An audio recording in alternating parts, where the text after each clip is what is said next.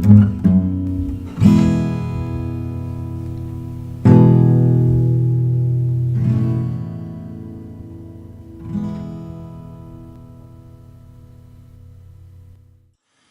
back.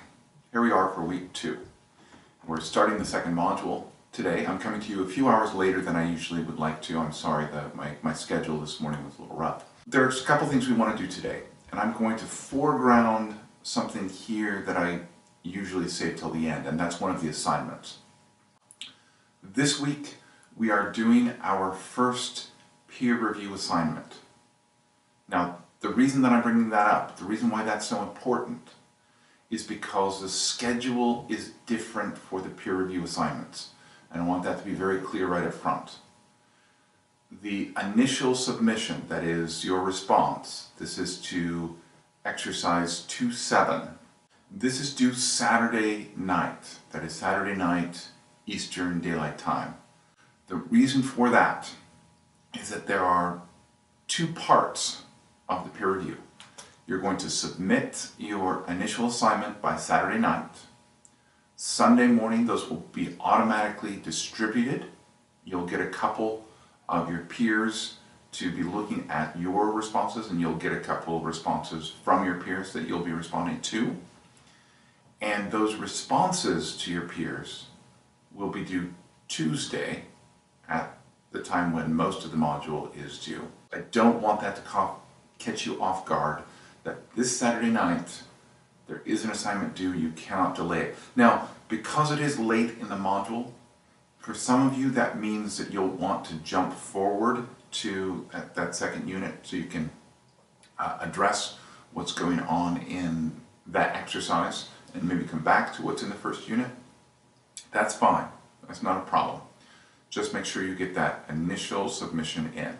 As with most of these videos, the thing that I want to do is review what we did this last week and preview what's coming up this next week.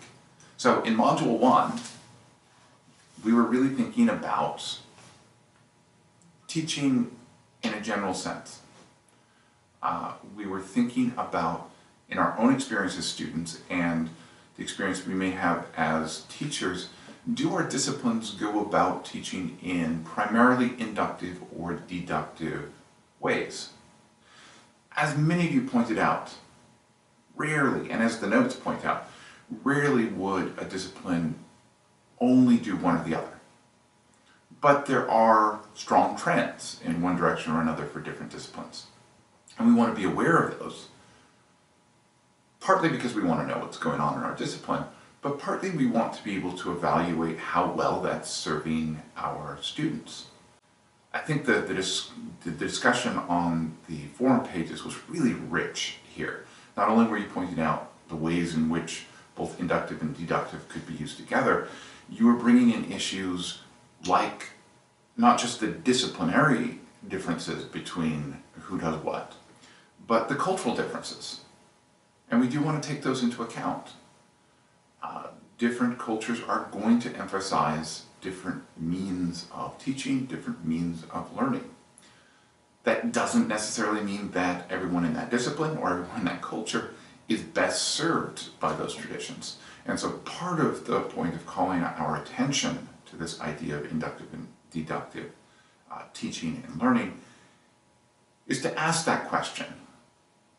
Whether or not, when we think about our individual students, when we think about an individual class that we have, whether the ultimate learning goals that we have for that class are best served by one or the other or some mix of the two. And I really appreciate the rich discussion that went on the forums this past week as you talked about that. Let me say one word about the forums. There were really great posts on there, very detailed, very thoughtful, and I certainly want to continue to encourage that. For the few of you that may have been a little bit intimidated by some of the longer posts, don't be. It is just as appropriate if you have, a flash idea and you think, this might be interesting for the conversation, to throw that in there, even if it's just a sentence or two, a quick response to something. Don't be afraid to have just the really quick hot take on something. We also brought in Bloom's taxonomies and revisions of Bloom's taxonomies for the purpose of thinking about, okay, what do I really want my students to be able to do when they finish my class today, my lesson today, the unit that we're working on, the syllabus or the semester course as a whole. What's the end goal? And if I've identified that end goal, are the actions that I'm taking in class actually connected with those end goals?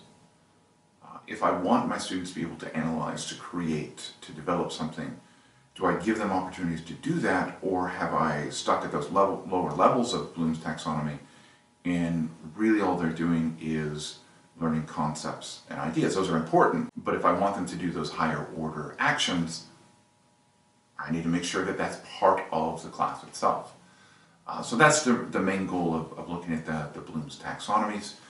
And then in a very important way, we were thinking about our disciplines, because just as our students are individuals, our disciplines have distinct questions that they're asking, distinct methods of addressing those questions, and we want to be keenly aware, not because what has been done in the discipline is always right or always most effective, but there's a wealth of lived and learned experience there that we want to be aware of. And so you were doing some research about how teaching gets done in those different disciplines. We also talked a little bit about behaviorism, a little bit about constructivism.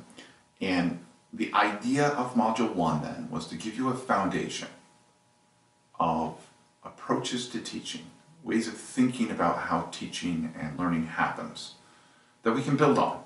You'll note that that's very close to the lower levels of Bloom's taxonomy. So now as we turn to Module 2, we want to think about how learning happens, which is related, of course, but is slightly different. So what are some of the things that we're going to think about in Module 2? Learning relies really heavily on memory. So we're going to have to think about memory. And we're going to think about System 1 and System 2 thinking and memory. System 1, in which things become automatic, become very quick. This is, when we master a language, for instance, we don't have to think anymore about the vocabulary, the verb tenses, the syntax that becomes automatic, that becomes System 1. That's a kind of recall that we have. System 2 is slow, it's conscious, it is full of work. So we want to think about those different kinds of memory because both of them are important in the learning process, and we want to think about when and where we engage those two systems. Along with that, we're going to think about really the 3 stages of memory.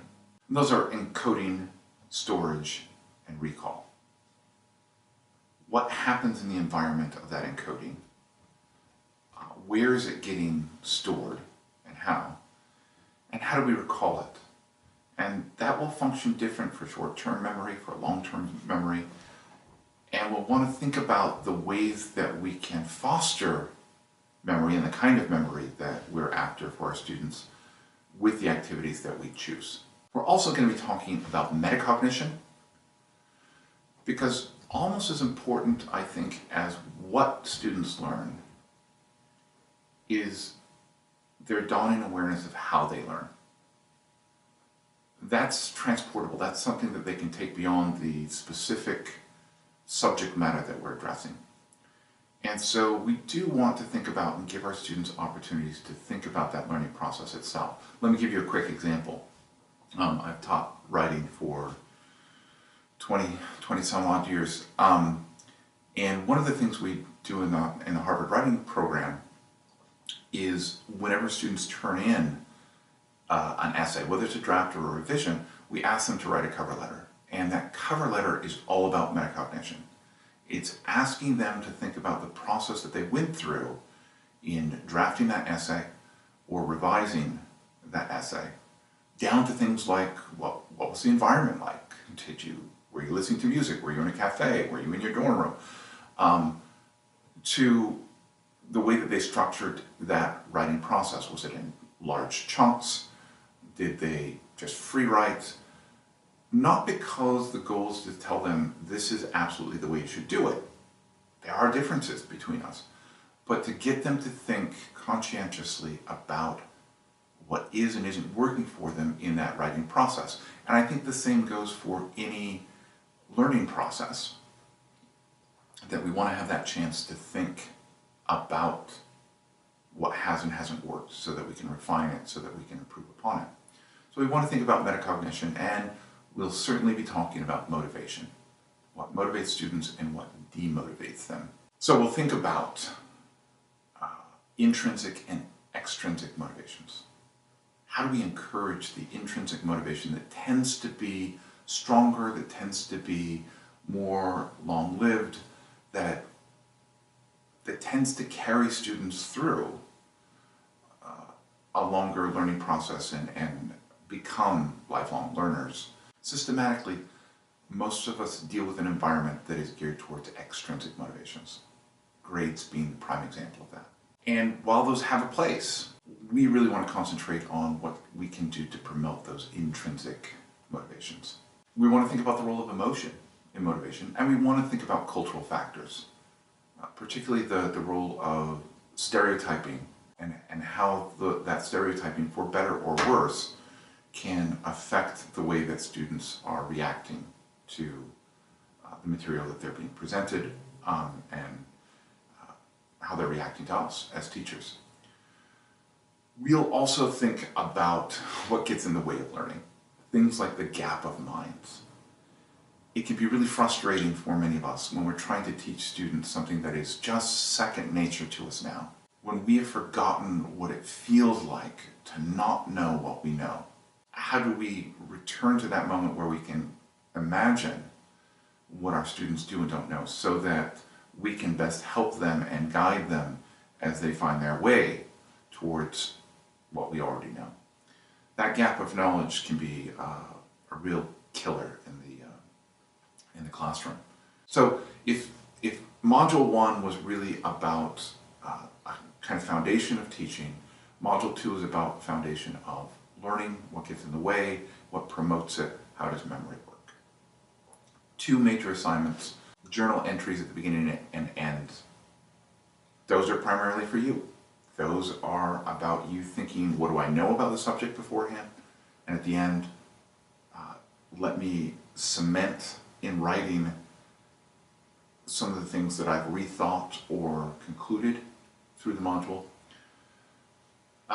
So you'll be doing those, and then you'll be doing the peer review exercise. And in that case, you'll be given a scenario, a classroom scenario of a student who's struggling, and you're going to diagnose that issue. Figure out what you think is going on there, what could be going on there, and what you would do about it. That's what you're going to write up for Saturday night. You'll get a couple of those for you to review, and your peers will be reviewing your entries. Through that, hopefully we come to some sense of how do we start to apply these ideas about what motivates and demotivates students in the case of this scenario, and what might be getting in the way of a student's learning, since that's the kind of move that we have to make over and over again as we engage our students. So that's the big overview of Module 1, Module 2. Peer review, that's the most important thing to keep in mind because of the change in schedule. I really look forward to seeing you again on the forums. Excellent discussion to this point. I hope that continues. If you do have a question about an assignment, do put it in those conversations that are designed for questions about the assignment. That's where I will look first. That's where I will see it first. So keep that in mind. But if you have ideas about memory, about metacognition, etc., and you want to start a conversation for the class about that, by all means do so. That's more than appropriate. Thank you for all the work you've done to this point. I'll see you again next week, and I'll see you on the forums.